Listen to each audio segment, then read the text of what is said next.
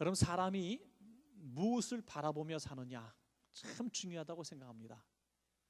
눈으로 이렇게 바라본 것이 마음속에 자리를 잡게 됩니다. 그리고 그 마음속에 자리 잡게 된 것을 항상 소원하게 되고 언젠가 이것을 삶으로 드러나게 만들기 때문에 그 마음속에 품고 있는 것 너무나 중요합니다. 그래서 본 것이 그의 삶을 이끌어간다는 거예요. 너무나 착하던 아이들이 폭력적인 비디오를 계속해서 시청하게 되면 삶은 변하지 않았지만 폭력성이 이 안에 자리 잡게 되거든요. 언젠가 어느 상황인가 이것이 탁 드러나게 되더라고요. 그러니까 본 것이 그 삶을 이끌어가는 것입니다. 죄는 눈으로부터 시작된다는 것이죠. 아주 오래된 이야기입니다만은 25살 난 청년이 있는데 이 청년은 부모님이 일찍 돌아가셔요. 그래서 어린 동생들을 이제 먹이고 교육시켜야 되는 이제 가장이 됐습니다. 25살이나 됐으니까 또 이 노릇을 어지간히 할 수 있으리라고 기대할 텐데 이 어린아이들, 중고등학교 다니는 이 남매를 얼마나 구타를 하는지 아주 종부리듯이 부리는 거예요. 뭐 해와라, 밥을 해라, 라면 끓여라. 말 안 들으면 쇠뭉치로 머리를 막 때려가지고 머리가 터지고 막. 취재하던 기자가 너무 보다 못해가지고 아니 당신이 보살피고 돌봐야 될 이 불쌍한 동생들을 왜 그렇게 구타하고 때리냐고, 못 살게 구냐고. 그때 이 25살 난 청년이 했던 얘기가 아주 오래전에 본 방송인데도 지금까지도 생생하게 기억이 납니다. 그 청년은 이런 얘기를 해요. 저는 아버지가 한 대로 행한 겁니다. 저는 아버지가 했던 대로 하는 것뿐인데 제가 뭐 잘못했습니까? 라고. 그의 아버지가 살아있을 때 늘 자식들에게 그렇게 모질게 굴었던 것 같아요. 그 형은 가장이 됐을 때 내가 아버지가 하던 대로 해야 되겠구나. 이게 가장의 어떤 모델이 된 것이죠. 많은 우리 직업을 가진 우리 사람들이 이 직업을 가지게 된 동기들을 보니까 거의 많은 경우에 아버지나 어머니가 했던 일들과 그에 관련된 일들을 하고 있는 것을 보게 됩니다. 여러분, 이것은 아버지, 어머니가 그의 직업의 모델까지 되었다는 것이죠. 그래서 사랑하시는 우리 원천 가족들은 우리 자녀들에게 있어서 최고의 모델이 바로 여러분 자신인 것을 오늘 이 시간에 꼭 기억하시길 바랍니다. 굉장히 중요한 것이죠. 애들은 어떤 말로써 가르친 것보다 먼저 눈으로 본 것이 그들의 삶의 모델이 되었다는 것입니다. 그렇다면 오늘 이 시대는 참으로 불행한 시대입니다. 저 사람을 보고 배워라, 저 사람만 닮아라라고 말할 수 있는 인생의 모델을 제시할 수 없는 이런 시대가 되었기 때문이죠. 과거에 위인전을 보면서 야, 이런 사람 닮고 싶어요, 뭐 유명한 어떤 인물을 닮고 싶어요 라고 얘기했던 순진무구했던 그 시대의 젊은이들, 어린아이들은 이 시대에 없어요. 정보가 너무나 많이 발달되어 있기 때문에, 지식이 전달되어 있기 때문에 그들의 어두운 면들도 다 동시에 드러나기 때문에 따라갈 영웅이 없는 이 시대를 살아가고 있습니다. 이 시대에, 불안한 이 시대에, 모델이 없는 이 시대에 하나님은 변치 않는 모델을 우리에게 보여주셨고 그분을 바라보라고 오늘 말씀하고 있습니다. 그것이 하나님의 말씀인 줄로 여러분 믿으시기 바랍니다. 불뱀에 물려 죽어가던 이스라엘 백성들, 광야에서 무슨 희망이 있겠습니까? 약도 없고 고칠 방법이 없는 이때에 하나님은 모세를 통해서 놋뱀을 만들어서 들게 하셨습니다. 놋뱀을 바라본 자는 살리라. 여러분, 놋뱀에 무슨 효험이 있겠습니까? 뱀에 물려서 죽어가는 사람 놋뱀을 본다고 살아난다는 것은 있을 수가 없는 일입니다. 이거는 뭐 상식적으로, 의학적으로도 말도 안 되는 얘기죠. 그런데 보면 나았단 말입니다. 그럼 이후에도 불뱀에 물린 사람 이 놋뱀을 보면 살았을까요? 그렇지 않다는 것이죠.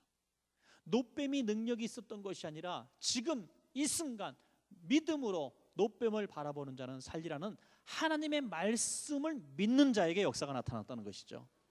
그러니까 하나님의 말씀을 믿는 것이 역사지, 무엇을 보았다, 어디를 갔다, 뭘 먹었다가 오리를 낫게 하는 것이 아니라는 것이죠. 민문 앞 성전 안진뱅이가 태어날 때부터 걷지 못하는 장애인의 삶을 삽니다. 얼마나 불행합니까? 그때 베드로와 요한이 그에게 찾아가서 은과 금은 내게 줄 것이 없다라고 얘기합니다. 그런데 우리를 보라, 우리를 보라. 아니 돈도 안 줄 거면서 뭘 봐라 그래요. 이 국어라는 장애에는 오직 돈밖에는 소망이 없어요. 일어난다는 것은 상상할 수도 없어요. 베드로와 요한이 말하는 이 보라는 것은 무슨 의미입니까? 사도행전 3장 6절에 내게 있는 것을 내게 주노니 곧 나사렛 예수 그리스도 이름으로 일어나 걸으라. 나는 돈은 없지만은 내 안에 계신 예수님이 있다는 것이죠. 너는 돈통을 바라보고 돈을 보지 말고 내 안에 있는 예수 그리스도를 보기 위하여 우리를 바라보라.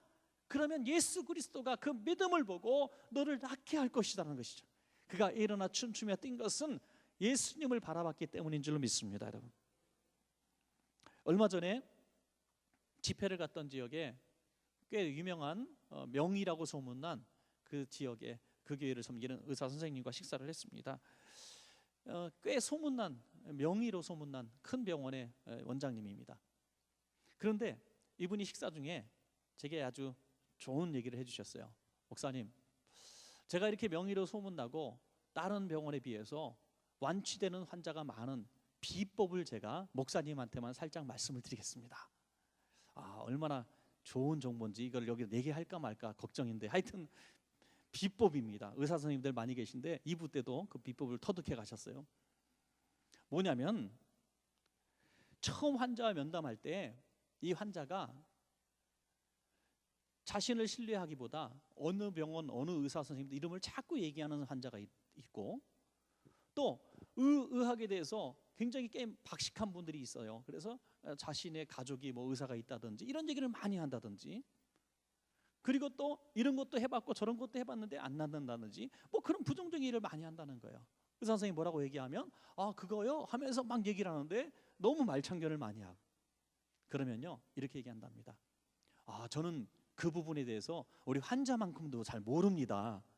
그러면서 좋은 병원에 소개할 테니까 그걸로 가시라. 나는 우리 선생님 병 고칠 수 있는 그런 실력이 없는 의사라고 이렇게 얘기해서 다 돌려보는 날 쫓아보낸다는 거예요. 그리고 제가 의사 선생님 명성을 듣고 왔습니다.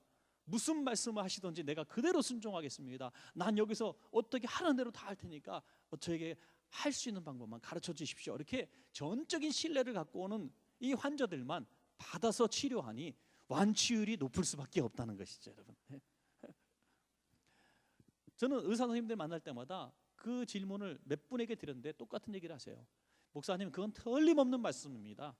의사를 신뢰하는 환자가 완치율이 훨씬 높습니다. 틀림없다는 거예요. 먹으라는 거 먹고 먹지 말라는 거 안 먹고 하루에 3번 먹으라면 챙겨 먹고 그런 사람이 확실히 완치율이 높다는 것을 들었습니다. 여러분, 하물며 하나님의 말씀을 믿고 순종하는 사람과 그럴까 하는 사람과 어떻게 역사가 다르게 똑같이 나타날 수가 있겠습니까? 예수님이 오셔도 할 수 없는 거예요, 여러분. 예수님을 너무 무시했어요? 아니에요. 예수님이 말씀하셔요. 내 믿은 대로 될지어다. 예수님이 하신 말씀이에요. 믿으면 역사가 나타나리라 그랬어요. 예수님을 믿지 않으면 예수님이 현장에서 치료하셔도 믿지 않으면 나을 수가 없다는 말씀을 예수님 본인이 하셨다는 거죠. 믿은 대로 역사가 나타난다고 말씀하신 그 믿음, 오늘 우리가 있어야 될 줄로 믿습니다. 과거에 우리 조상들은 하나님을 모르는 시대에도 뭔가 큰 문제가 있을 때에 큰 산, 높은 산으로 많이들 올라갔습니다. 그래서 그곳에서 어떤 영험을 얻고 큰 어떤 힘을 가진 어떤 자연 세계 앞에서 빌었던 것이죠. 세상적으로는 희망이 없고 나을 수 없고 도움받을 수 없는 이런 처지에 권력자도 없고 또 나에게 도와줄 수 있는 어떤 사람도 없는 그때에 어디 가서 도움을 받겠습니까? 그 산에 가서 우리 어른들이, 우리 엄마들이 피는 거예요. 하나님, 선지신명이요, 또 이 산이시여, 이 바다의 신이시여, 달이시여, 우리 아들 좀 병 낫게 해주십시오. 우리 딸 시집 잘 가게 해주십시오. 먹고 살 수 있는 양식 좀 주십시오. 이게 빌었다는 것이죠. 무식해서 그렇다고, 아무것도 몰라서 그런다고 우리가 함부로 얘기할 수가 없어요. 왜? 그 당시에 그 어른들은 그것밖에 방법이 없었기 때문에 그렇게 할 수밖에 없었던 것이죠. 안타까운 일이지만 그랬던 것이죠.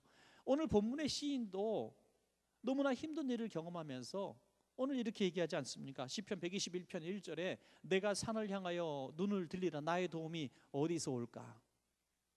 산을 이렇게 둘러보는 거예요. 높은 산, 멋진 산들을 돌아보면서 내 도움이 어디서 올까? 저 산들이 나를 도와줄 수 있을까? 저 산 속에 있는 어떤 세력이 나를 도와줄 수 있을까? 그러다가 이 시인은 곧 이렇게 얘기합니다. 그렇지 않다. 저 산이 무슨 힘이 있느냐? 저 산과 같은 권세와 저 산과 같은 물질을 가진 사람이 과연 내게 무슨 도움이 될 것인가? 내게 도움을 주실 수 있는 분을 내가 발견했는데 그것은 저 산이 아니라 저 산을 만드시고 저 산맥을 만드시고 저 하늘을 만드시고 땅을 만드신 그 천지창조하신 창조주 하나님이 내 도움이시다, 이렇게 고백한 것입니다. 할렐루야. 그러므로 오늘 시편 기자가 내가 산을 향하여 눈을 들리라 나의 도움이 어디서 올까 하는 것은 저 산이 나를 도와줄 수 있다고 믿은 것이 아니라, 그것을 바라보라는 것이 아니라 그 산을 지으신 하나님을 바라보라는 것이죠. 사랑하시는 우리 성도님들, 지금 나에게 꼭 필요한 도움 줄 사람이 김 과장님, 박 국장님일 수 있어요. 또 정 사장님일 수 있어요. 내게 도움을 줄 수 있는 분, 물질을 줄 수 있고 또 내게 승진할 수 있도록 도와주시는 권세자들, 어떤 세상 물질을 가진 권세자들 있을 수 있습니다. 그런데 시인은 그 사람들을 바라보지 말라는 것입니다. 그 사람을 지으시고 그 사람의 마음을 움직이시고 이 세계를 운행하시는 그 위에 역사하시는 창조주 하나님을 바라보라는 것입니다. 이것이 하나님을 바라보는 그리스도인의 삶이라는 것이죠. 우리가 너무나 낮은 눈으로 직접적으로 우리 줄 수 있는 그 사람을 바라본다, 권세를 바라본다는 거예요. 그 능력자를 바라본다는 거예요. 우린 그렇게 바라봐서는 안 된다고 오늘 시인은 저와 여러분에게 말씀하고 있는 것입니다. 지금 이 순간 우리에게 어떤 질병이든 어떤 문제든 경제적인 문제든 승진의 문제든 어떤 취업의 문제든 간에 그 사람을 바라보지 말고 그 사람 위에서 역사하시는 주님을 바라보시는 시간, 결심하는 시간 되시기를 주의 이름으로 다시 한번 부탁을 드립니다. 우리가 하나님만 바라봐야 되는 이유 세 가지를 오늘 본문을 통해서 볼 수가 있습니다. 첫째는 하나님만이 우리를 위로하실 수 있는 분이기 때문인 줄로 믿습니다. 여러분, 어떤 성도님이 뭐 나름대로 교회 안에서 질병을 당한 성도님들을 병문안도 가기도 하고 또 장례식장도 가기도 하고 또 어려워하는 성도님 찾아서 위로도 많이 했답니다. 그런데 그때는 몰랐다는 거예요. 근데 본인이 그와 비슷한 슬픔을 당하고 나니까 아, 그때 그분이 그랬구나, 그렇게 힘들었었겠구나, 그렇게 이제야 뼈저리게 느껴진다는 거예요. 그때는 건성으로 장례식장 가서도 그냥 빨리 나가자, 뭐 분위기가 별로 불편해, 하여간 장례 빨리 나, 이런 마음을 가졌었는데 내가 막상 그런 가족 사별의 고통을 겪고 나니까 찾아와서 나를 한번 안아주는 사람이 그렇게 고맙고 위로가 된다는 거예요. 그래서 이제는 달라졌다는 거죠. 여러분, 이 세상 사람들은 다 나의 아픔, 내가 경험한 독특한 고통을 다 이해하리라는 상상을 우리는 할 필요가 없어요. 그렇게 이해되지도 않고 우리를 그 위로할 수 있는 사람이 아무도 없습니다. 동방의 의인이고 착하게 살았고 큰 부자였던 욥이 친구도 있고 아내도 있고 자식들도 있고 재물도 있을 때는 모든 것이 다 있는 것처럼 보였습니다. 그러나 그 모든 것들을 잃어버리는 순간이 찾아옵니다. 다 친구도 떠나고 아내도 떠나고 저주하며 떠나갑니다. 홀로 남겨져서 기왓장으로 자기 몸을 긁고 있는 처참한 신세가 되었을 때 과연 그의 주변에 누가 있었습니까? 그 많던 친구들이 다 어디 갔습니까? 그를 착하다고 그의 곁에 서서 칭찬하던 무리들은 다 어디 갔습니까? 여러분, 세상이 그렇다는 거예요. 세상이 그렇다는 거예요. 내가 힘이 있고 능력이 있으면 다 와서 도와주려고 해요. 와서 친구하려고 해요. 그러나 내가 그 모든 것들을 잃어버리면 아무도 내 주변에 없어요. 그 가까웠던 친척들도 내가 전화하면은 돈 꿔달랄까 봐 전화를 받지 않아요. 견딜 수 없는 그때에 주님이 더 가까이 다가오시는 줄로 믿으시기 바랍니다. 욥기 42장 5절에 내가 죽게 되어 귀로 듣기만 하였사오나 이제는 눈으로 주를 배움나이다. 아멘. 전에도 주님이 계셨고 지금도 주님이 계시는데 내게 많은 것들이 있을 때는 주님은 귀로 들리는 정도로만 들렸다는 거예요. 하나님 살아계셔, 하나님 나를 위해서 죽으셨어, 뭐 이런 걸 다 안다는 거예요.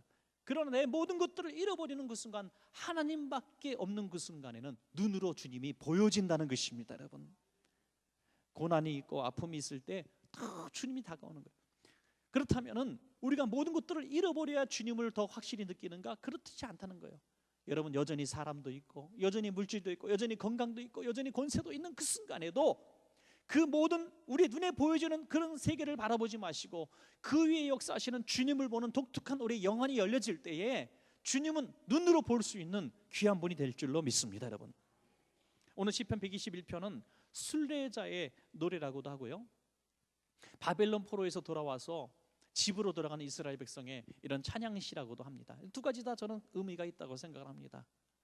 세상에서, 험악한 세상에서 살다가 예배드리러 가는 이 순례자의 콧노래하는 모습을 보게 됩니다. 저는 잘 모릅니다만은 여러분 가운데 지금도 예배당 나오는 것이 참으로 힘든 일인 성도님들이 있을 거예요. 특별히 가족들이 반대하거나 또는 경제적으로 너무너무 바쁜 생활을 해서 예배 한 시간 드리기 위해서 많은 것들을 희생하는 분들이 있을 수 있고요, 아직은 믿지 않는 남편이나 우리 부모님이 계셔서 정말 교회 나올 때 눈치 보고 아주 다른 것들을 다 양보하고 힘겹게 나오는 분들이 있을 거예요. 또 세상에서 굉장히 힘들고 지친 한 주간의 삶, 정말 주방에서 열심히 접시를 닦고 빌딩 청소를 하고 우리가 알지 못하는 열몇 시간 서서 일을 하는 이런 일들을 하고 세상에서 좀 정말 지치고 피곤한, 그렇다고 해서 뭐 사무실에서 일하고 좀 남들이 볼 때 그럴듯하게 일한다고 해서 피로감이 없는 게 아니에요. 그 긴장감, 피로감이라고 하는 것은 직업을 초월해서 굉장히 많은 것이죠. 그 안에서 긴장하고 그 안에서 인간적인 멸시를 당하고 신문적으로 차별을 당하고 이 많은 어려움들을 당하고 있어요. 그런 분들이 예배드리러 올 때에 지치고 피곤한 모습으로 예배당에 들어오지만 예배할 때 우리가 힘을 얻을 수 있는 것은 위로하시기 위해서 이 자리에 계신 주님을 만나기 때문인 것입니다. 여러분, 예배 중에 주님을 만난다는 것은 위로를 받는다는 것입니다. 주님께서 십자가에 달린 모습으로 우리에게 말씀하시는 거예요. 나를 보라, 나를 보라. 예배 드릴 때 고개대로 나를 보라. 너희를 위하여 만신창이 된 나의 몸을 보라. 십자가에 달려 피 흘린 나를 보라. 채찍에 맞아 다 찢겨진 내 몸을 보라. 침뱉음을 당하며 무시를 당하며 뺨을 맞은 나를 보라. 내가 왜 이 고통을 당했냐? 너를 이해하기 위해서, 너의 아픔을 내가 이해하기 위해서, 너의 고통을 이해하기 위해서 내가 이 고통을 받았다. 내 품에 안겨라 하고 우리 안아주시는 거예요. 그래서 우리는 예배 중에 주님을 바라봐야 되는 것이고, 주님을 바라보는 그 순간 우리는 위로의 역사가 임해서 세상의 그 누가 위로하는 그 위로가 아닌 주님의 위로를 받을 때 그 위로가 진정한 위로가 돼서 돌아갈 때는 춤추며 콧노래 부르며 돌아가는 승리 예배가 될 줄로 믿습니다. 70년 포로 생활하고 돌아올 때에 그들은 얼마나 발걸음이 설렜겠습니까? 시편 126편 1절 2절에 보니까 여호와께서 시온의 포로를 돌려보내실 때에 우리는 꿈꾸는 것 같았도다. 그때 우리 입에는 웃음이 가득하고 우리 혀에는 찬양이 찼었도다.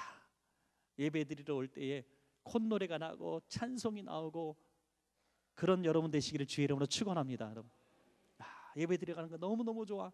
너무너무 감사해. 너무너무 행복해. 여러분, 지나보면 사실 한 주간의 삶이 바벨론 강가에서 한숨 짓고 눈물 흘렸던 우리의 인생, 무거운 짐 가지고 어디다 맡길 데 없어서 방황하던 우리 인생, 주님 앞에 맡기는 것이에요. 마태복음 11장 28절에 수고하고 무거운 짐진 자들아 다 내게로 오라. 내가 너희를 쉬게 하리라. 그 주님 앞에 올 때는 짐을 다 내려놓으시기 바랍니다. 여러분, 다 내려놓으세요.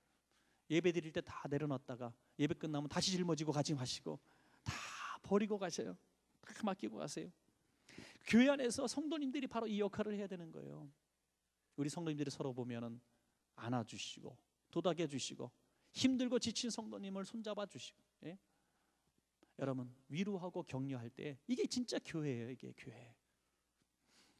제가 이번에 집회 갔을 때 참 한 교회는 이제 갑자기 이렇게 은혜 하나님교회 목사님께서 이렇게 그쪽으로 집회를 돌려주셔서 꼭 목사님이 가야 된다 그래서 제가 한 교회를 가게 됐는데 참 마음이 아프더라고요. 참 좋은 교회인데 너무 훌륭하고 성도들도 너무 훌륭해요. 너무나 은혜 사모하고 그렇게 뜨거운 교회가 그게 없을 정도로 너무 좋은 교회예요.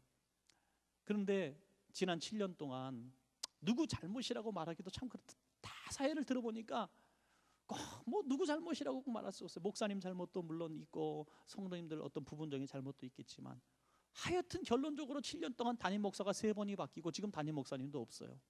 뽑고 있는 중에 1,400여 명 모이던 교회가 400명으로 줄었어요. 얼마나 기가 막힙니까? 모든 시스템은 1,000명 모일 때 그대로야. 자동차도 5대나 있어요. 버스부터. 부목사님들도 4분이나 계셔. 시스템은 다 그대로 갖고 있는데 교인만 확 줄었어. 얼마나 허탈하고 얼마나 힘들어하는지 아직도 그 안에 긴장감, 팽배함이 있어. 집회를 하면서 손만 대고 안수만 하면 많은 성도들이 그냥 쓰러져요. 구르면서 통곡하며, 저는 그렇게 우는 모습도 참 오랜만에 봐요. 너무 힘들었던 거야. 지난 수년의 세월 동안 저 이민 땅에 와서, 저 30년 40년 전에 와서 죽도록 고생해가지고 신분의 문제, 가난의 문제, 경제적인 문제, 정말 이 주류 사회에서 퇴출되지 않으려 몸부림치며 예를 악물고 전략하며 살고, 1,000만 원을 벌어도 세금이 350만 원, 400만 원 나가요. 집세에서 200만 원, 250만 원 나가요. 기본적으로 자동차 100불짜리 몇 장 갖고 부들부들 떠는 그런 불쌍한 인생들을 살고 있어요. 여러분, 그 환경 가운데서 그래도 그나마 그들이 살 수 있었던 것은 주일날 교회 가서 성도들과 같이 예배드리고 같이 김치 먹고 같이 된장찌개 먹고, 그게 유일한 희망이었는데 그 교회가 시련을 당하고 분쟁이 나고 깨어지니까 목자 없는 영혼들이 돼서 방황하며 슬퍼하는 그들을 바라봤어요. 여러분, 교회가 평안해야 될 줄로 믿습니다. 저는 지금도 그 교회를 위해서 기도합니다. 하나님께서 좋은 사랑의 목자 보내주시고 교회가 회복되기를 위해서 여러분도 기도해 주십시오. 그것은 정말 중요한 문제더라고요. 여러분, 교회가, 예배가 그냥 예배가 아니에요. 우리의 인생을 이끌어갈 수 있는 피난처고 활력소를 주는 재충전의 장소가 되어야 되는 것입니다. 사랑하신 여러분, 그래서 우리 교회가 평안해야 될 줄로 믿습니다. 누구 잘못이고 누구 정의가 아니더라고요. 교회가 깨어지고 아파하는 건 다 교회를 위한다는 사람들이 깨트리더라고요. 여러분, 내가 짊어지고 내가 희생하고 내가 낮아지면 그런 아픔이 우리 교회 가운데 발생하지 않습니다. 어쨌든 우리 원천교회는 주님 오실 날까지 이렇게 피난처가 될 수 있는 교회, 상하고 깨어진 영혼들이 와서 위로받을 수 있는 교회가 되기를 주의 이름으로 간절히 축원합니다.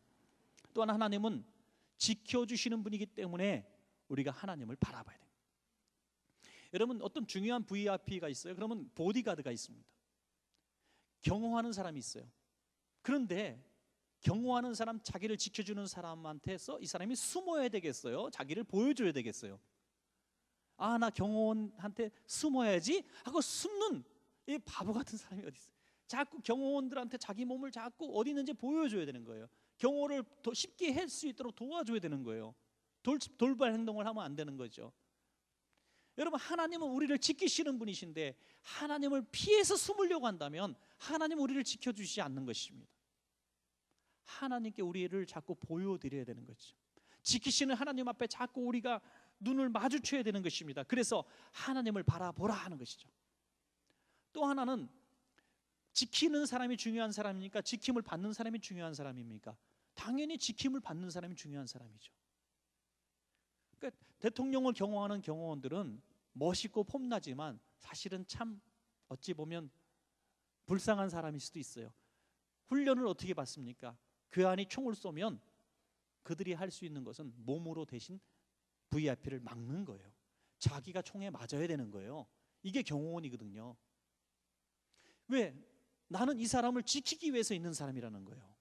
이게 경호원입니다. 그런데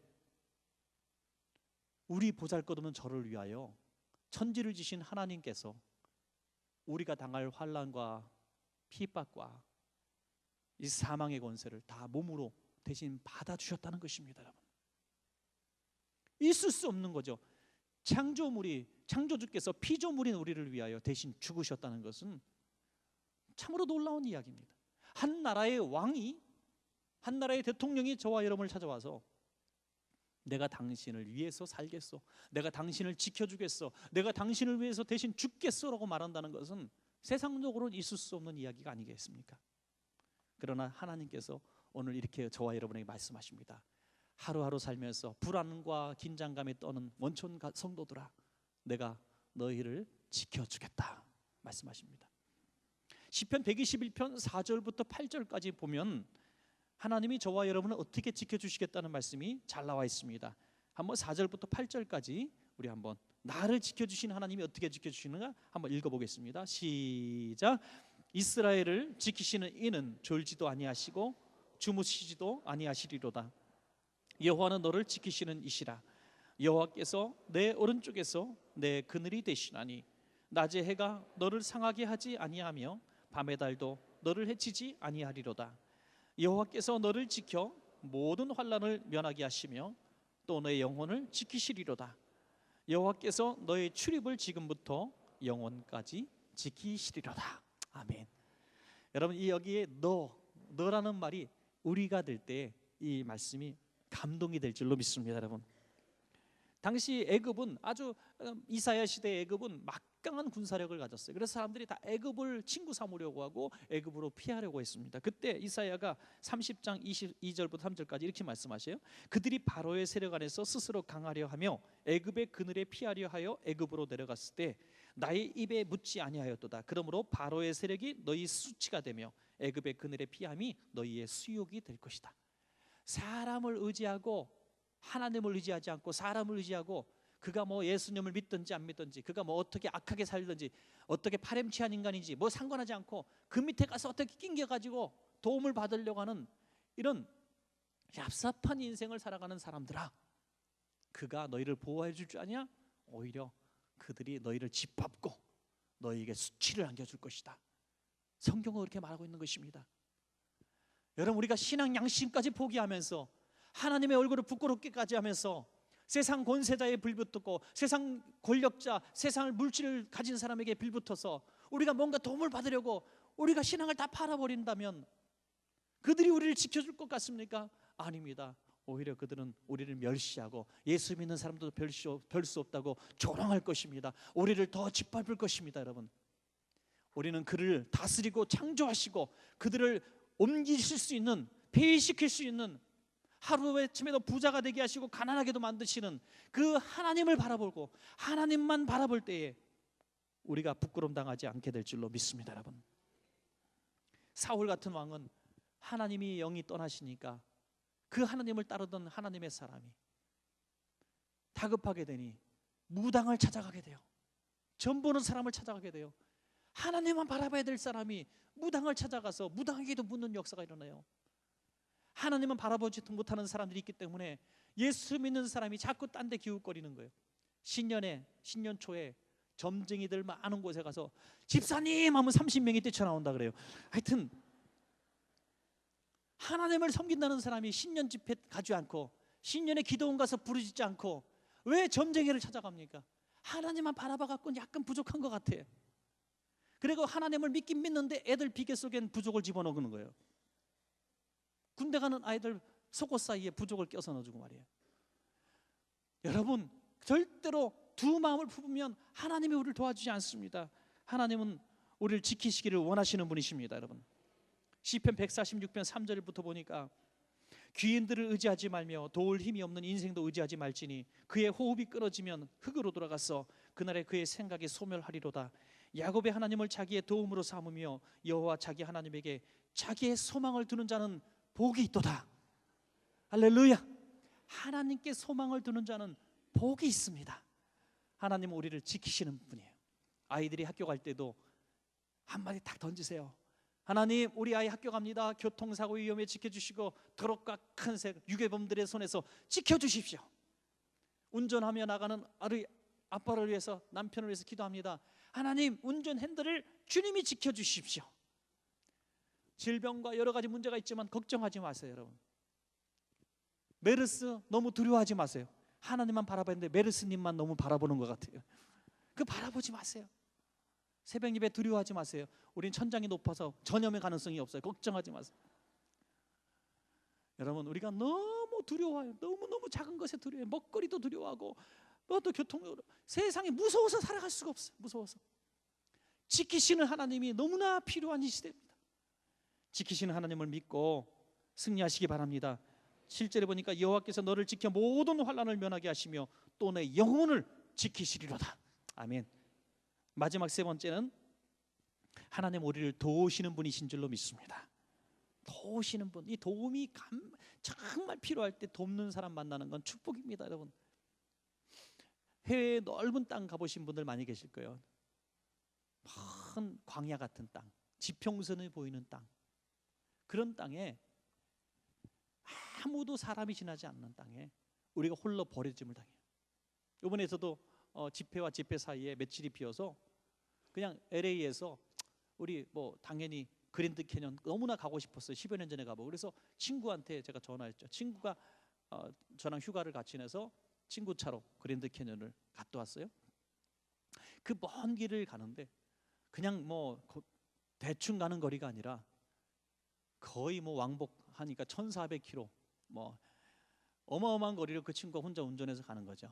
제가 운전하지 않으니까 괜찮아요. 그러니까 친구가 운전해서 가는 그 먼 거리를 가는데 4시간, 5시간을 가도 주변에 도시가 나타나는 조그만 마을들은 있지만은 그 도시가 없어요. 그냥 광야죠. 아무것도 풀도 별로 나지 않는. 만약에 그런 곳에서 차가 고장 나면은 기가 막힌 일이 벌어지겠죠. 차 고치러 오는 사람이 내일 가겠습니다. 이러는 곳이에요. 그런 곳에서 만약에 지금 21세기 미국 같은 나라에서도 그런데 2000년 전에 그 팔레스타인 광야 땅에서 길을 잃어버리거나 낙타가 죽거나 물이 떨어지면 죽은 목숨이죠, 여러분. 그때 누가 그를 도와주겠습니까? 전화가 있습니까? 헬리콥터가 있습니까? 그때 하나님께서 그때 말씀하신 거예요. 내가 너를 실족하지 아니하게 할 것이다 이거예요. 내가 너를 실족하지 않게 할 것이다. 웅덩이에 빠지면 어떻게 한다고요? 시편 40편 2절 보니까 나를 기가 막힐 웅덩이와 수렁에서 끌어올리시고 내 발을 반석에 두사 내 걸음을 견고하게 하셨도다. 여러분, 우리가 아무도 모르는 그곳에 가 있어도 하나님은 우리를 보고 계신다는 확실한 믿음을 가지시기 바랍니다. 하나님은 정말 사람이 볼 수 없는 땅, 저 땅속 깊은 곳, 저 우주 밖에 떨어진다 할지라도 하나님은 우리를 아시고 도우실 수 있는 분이시라는 거예요. 얼마나 감사하고 얼마나 안심이 되는 것입니까, 여러분? 때로는 우리가 웅덩이에 빠질 수가 있어요. 하나님께서 버리신 것이 아니라는 것입니다. 보고 계신다는 것입니다. 사드락과 메삭과 아벳노고가 믿음 지키기 위해서 풀무불 속에 들어갑니다. 하나님이 우리를 보호하실 것입니다라고 선포했습니다. 그러나 하나님은 그들이 사드락과 메삭과 아벳노고를 이 불 속에 빠지도록 하셨습니다. 빠졌지만 구원해 주시지 않는 것처럼 보여줬습니다. 그러나 그 불 속에 누가 있었습니까? 하나님이 그들과 함께 거닐고 계셨고 그 불 가운데서 건져 주신 것입니다. 다니엘이 사자굴 속에 들어갈 때 버림받고 죽임 당한 것 같습니다. 그러나 사자의 입을 막아주셨고 그 사자굴에서 나오게 하시는 하나님이십니다. 여러분, 불구덩이 안 들어간 것이 물론 좋겠지만, 사자굴이 안 들어간 것이 좋겠지만, 들어간 상황이 됐다 할지라도 여러분 두려워하지 마시기 바랍니다. 하나님은 지금도 여러분을 보고 계시는 줄로 믿으시기 바랍니다. 여러분, 간증이 왜 간증이냐? 그죠? 간증이 왜 간증이냐? 만약에 여러분들이 오늘 간증이 있습니까? 그랬더니 목사님 저 간증할게요. 나와서 저 오늘 집에서 여기 오는데 1시간 반이 걸렸는데 어떤 교통사고도 나지 않고 건강하게 이 자리에 섰습니다. 할렐루야 하면은 뭔 소리야? 그럴 거야.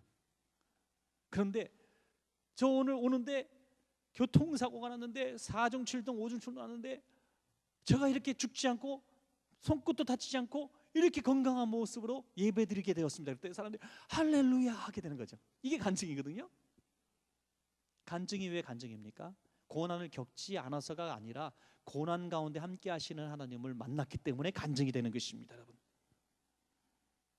이제는 끝이구나, 이제는 소망이 없구나 하는 그 지경까지 오신 분들 혹시 계시다면 이것이 간증이 될 줄로 믿으시기 바랍니다. 이번 온가족 특별 새벽기도회에 온 가족이 한번 이번에 참여해 보시기 바랍니다. 나만이 아닌 우리 모든 자녀들도 하나님 바라보는 법을 배우게 하시는 겁니다. 얘야, 힘들 때 아빠도 엄마도 너를 도와주지 못하는 게 있어. 너의 학교 문제, 사춘기 문제, 학교의 왕따 문제 엄마 아빠가 해결해 줄 수 없어. 하지만 너를 지키시고 너를 보호하시고 너를 도와주시는 하나님이 너의 편이야 하는 것들을 가르쳐 주는 것은 아이가 이 자리에 와야 가능한 일입니다. 여러분, 하나님을 바라보는 법, 하나님을 만나게 하는 법을 우리 자녀들이 다 배울 때 우리 온 가족이 다 복된 삶을 살 수 있을 줄로 믿으시기 바랍니다. 잠언 16장 9절에 사람이 마음으로 자기의 길을 계획할지라도 그의 걸음을 인도하시는 이는 여호와시니라. 여호와 하나님밖에 없습니다. 여러분, 말씀을 맺겠습니다. 우리 인생은 사실 광야에서 저 천성을 향해 가는 순례자의 길입니다. 오늘 시인의 이 모습이에요. 찬양하며 갈 수도 있고 울며 갈 수도 있습니다. 우리가 하나님을 바라볼 때, 하나님만 바라볼 때 우리는 콧노래 부르며 이 험악한 세상의 순례길을 걸어갈 수가 있습니다. 여러분, 하나님은 위로하시는 분입니다. 위로가 필요한 분, 하나님을 바라보십시오. 하나님은 지키시는 분입니다. 대적으로 인해 애매히 고통당하고 내가 이길 수 없는 분들은 주님 지켜달라고 기도하십시오. 하나님은 도우시는 분이십니다. 세상 누구도 나를 도울 수 없는 환경에서 하나님 도와주십시오 하면 하나님이 도와주실 줄로 믿습니다.